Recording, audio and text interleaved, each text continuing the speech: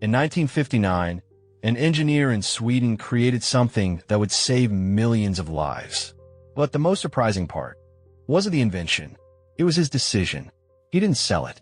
He didn't keep it. He didn't lock it behind a patent.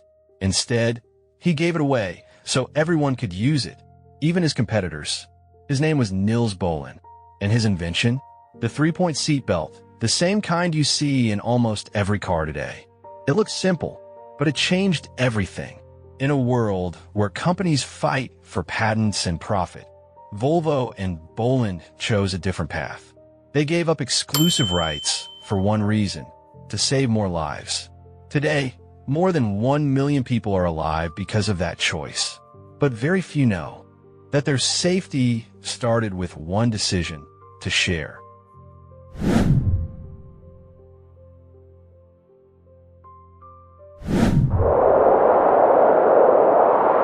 In 1920, in a small town called Härnösand, Sweden, a baby boy was born into a simple family.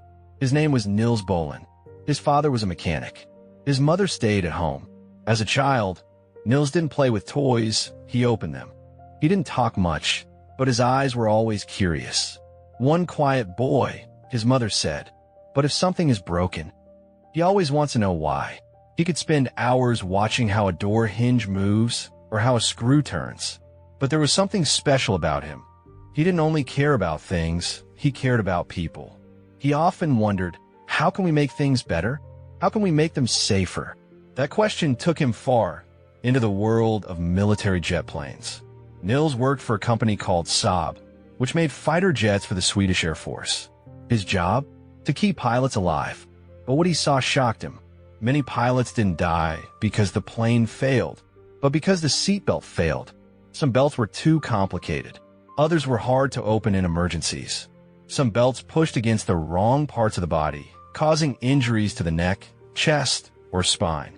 One day, he stood at the end of a runway.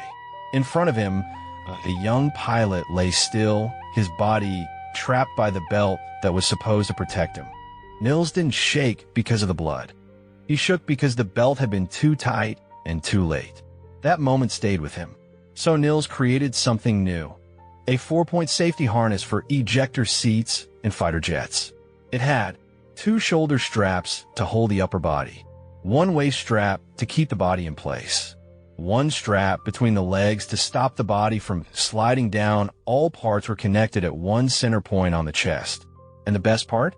It could be unlocked with 1 quick twist, even during fire, upside down, or under high pressure. He used strong nylon webbing and light heat-resistant metals like aluminum and stainless steel. The belt passed test after test. It saved many pilots. Nils was proud, but not satisfied. We protect people who fly, he thought. But on the road, millions still have no protection. After many years working in the military, Nils felt tired of war and loss. He wanted to do something more peaceful, something more human. In 1958, a car company called Volvo came to him. They wanted someone to design a better safety system for everyday drivers.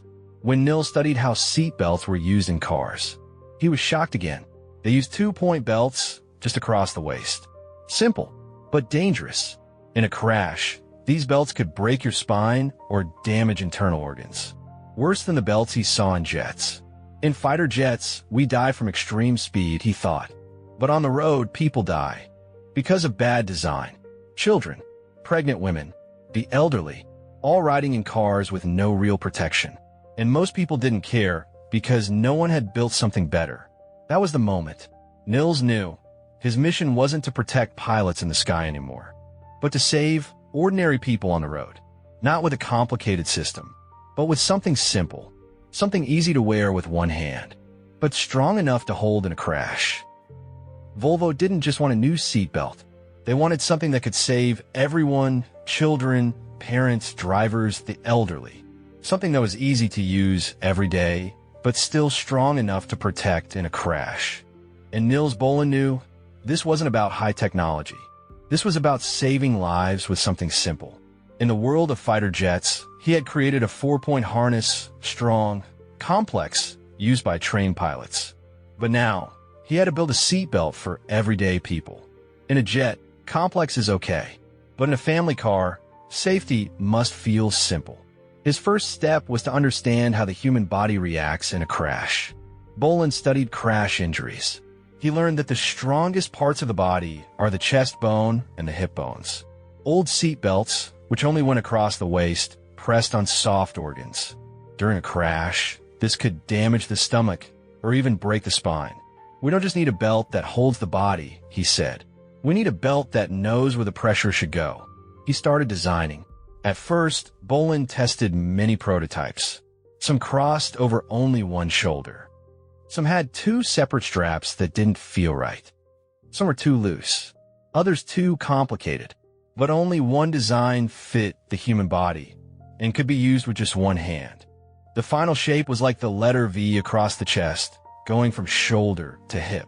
It locked the body at 3 strong points. 1, the shoulder 2, the left hip 3, the right hip, but despite these 3 points, it needed just one simple action to wear. One hand, one click. Bohlin also thought about how the seatbelt should behave in real life. He added a special mechanism inside the retractor. When the car moved normally, the belt felt loose and easy to pull. But during a crash or sudden stop, the system would automatically lock. The belt would tighten and keep the body in place. No electronics, no computers, just gravity, motion, and clever mechanics inside the belt. Volvo tested the design again and again. In crash tests, the results were clear. The risk of death dropped by more than 50%. Head, chest, and spine injuries were much lower. Bohlin didn't ask for applause, but he knew this was a big step. The belt was small, but its impact could change the world. But not everyone was ready to accept it. When Volvo began installing the 3-point seatbelt in real cars, many people didn't want to use it. They said it felt uncomfortable, too tight, or just unnecessary. Some drivers even unbuckled it as soon as they sat down. People often reject what saves them, Bohlin said. But I didn't design this for today. I designed it for the day they'll need it.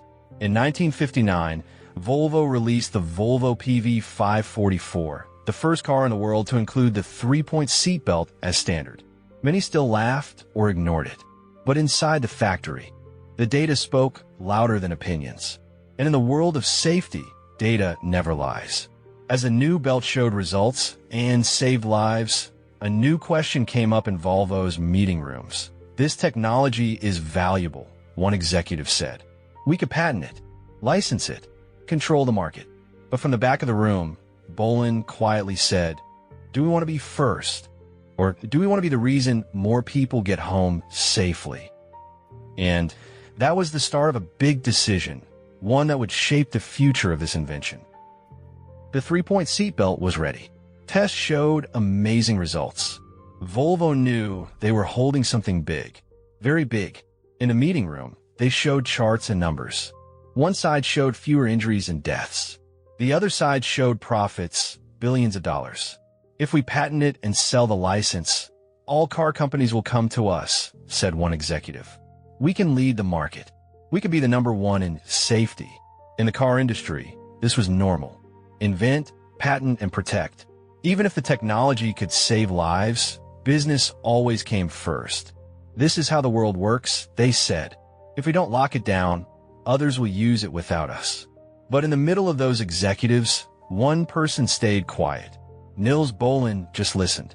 Then he spoke. We could be first. But is that how we want to be remembered? Or do we want to be known for saving more lives? The room went silent. This invention is too important to belong to just one company, he said. You can't put a price on life. Some frowned. Some looked down. But his words stayed in the air, stronger than any chart. No one answered at first. But slowly, the mood in the room changed. People looked at each other. Profit reports were folded. Market plans were set aside. And for the first time in that room, the biggest thing wasn't money, it was a choice. And Volvo made their choice. They gave away the patent for the 3-point seatbelt. Any company, Ford, Toyota, GM, Mercedes could use it. Free. No royalties. No contracts. The decision shocked the auto industry.